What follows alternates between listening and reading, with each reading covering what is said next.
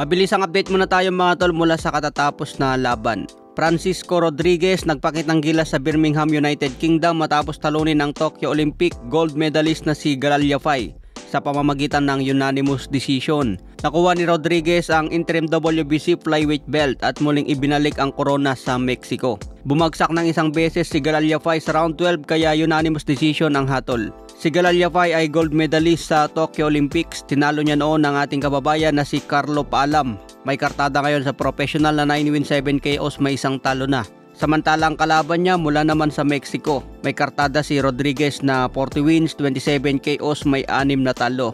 Yung mga talo nito ay galing sa malulupit tulad ni Roman Chocolatito Gonzalez. Natalo na rin siya kay Donnie Nietes, Kazuto Ayoka at huling talo niya mula kay Junto Nakatani noong 2022. Base sa kanilang resume mga tol, malayong mas batak sa maraming digmaan itong Meksikano. Isang British boxer na naman ang next post ngayong araw at inaasahan pa naman ni paring Ed Hearn na maging ganap na champion itong si Galal Yafai. Sa ibang balita naman mga boxing fans, na interview si Canelo at Terence Crawford. Tinanong silang dalawa kung ilan na ang anak nila. Sagot ni Canelo, 3 anak ko, at si Crawford naman sinabing 7.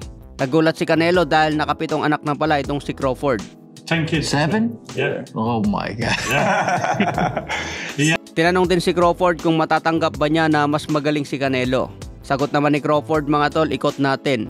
Hindi ko pa masasabing mas magaling si Canelo dahil hindi ko pa nasusubukan. Hindi ko masabing mas magaling ang skill niya dahil hindi pa kami nagkaharap sa ring. Hanggat hindi pa niya ako natatalo sa ring, hindi ko masabing mas magaling si Canelo. Tinanong naman si Canelo kung ano ang masasabi niya sa sobrang kumpiyansa ni Crawford na kayang manalo. Ang sagot naman ni Canelo, mga tol, gusto ko yan. Kumpiyansa ang kalaban ko dahil alam ko na bibigyan niya ako ng mainit na laban. Isang great fighter si Crawford, marami siyang skill na mas magaling siya kumpara sa akin.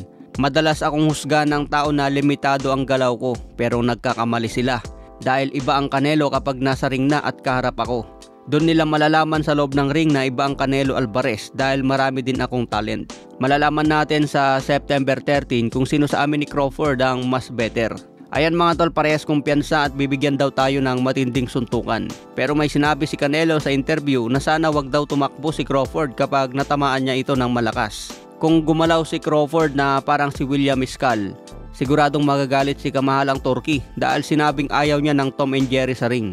Sa iba pang balita, ayon sa batikang trainer na si Robert Garcia, sinabing wala ng kalaban na malakas si Brian Norman sa 147 welterweight.